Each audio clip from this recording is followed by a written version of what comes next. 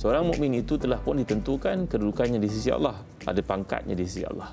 Tapi dia tidak akan mencapai pangkat tersebut melainkan satu ujian kena padanya kerana amalan dia yang tidak seberapa. Dengar itu baik, kerana amalan yang tidak mencukupi, maka dia tidak akan capai darjat yang dikehendaki itu. Maka Allah pun mengujinya dengan ujian tertentu sehingga dia mencapai darjat tersebut. Contoh dalam pekerjaan pada hari ini, tuan-tuan bekerja di mana tempat sekalipun, jabatan kerajaan ke, swasta ke, tentu kita dalam hidup ni nak mencapai sesuatu, kita letak target. Kena ada dream lah. Kalau kita tak ada dream ni, kita memang manusia yang susah lah nak maju ke hadapan. Ya, kita sekurang-kurangnya pun ada niat nak pergi haji bila, nak ada rumah sendiri bila, contoh nak ada kenderaan yang selesa sikit untuk anak isteri, contoh. Maka kita meletakkan target dalam hidup kita. Tapi nak capai ke target itu, kita kena usaha. Usaha mungkin dalam perkhidmatan sebagai contohnya, di samping kita mempunyai performance yang terbaik, majikan akan kenakan ujian.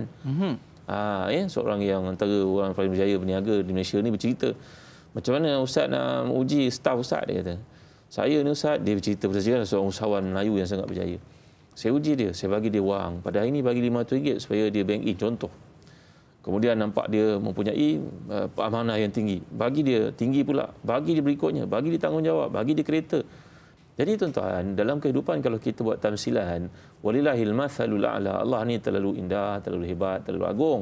Tak boleh nak kita samakan dengan keadaan kita kemanusiaan, tetapi kita min wajib taqrib untuk bagi satu tamsilan mendekatkan kefahaman.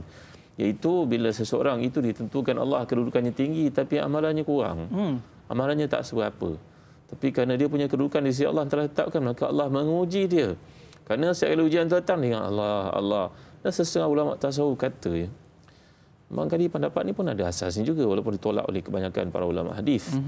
Iaitu bila kita sakit, kita akan keluar perkataan apa? Allah. Mula Allah lama. Mereka berkata mungkin itu pun diprogramkan dalam diri seseorang manusia untuk menyingkatkan perkataan Allah. Nak menceritakan kepada kita bahawa fitrah dalam diri ini tentu kebergantungan itu kepada Allah tetap ada.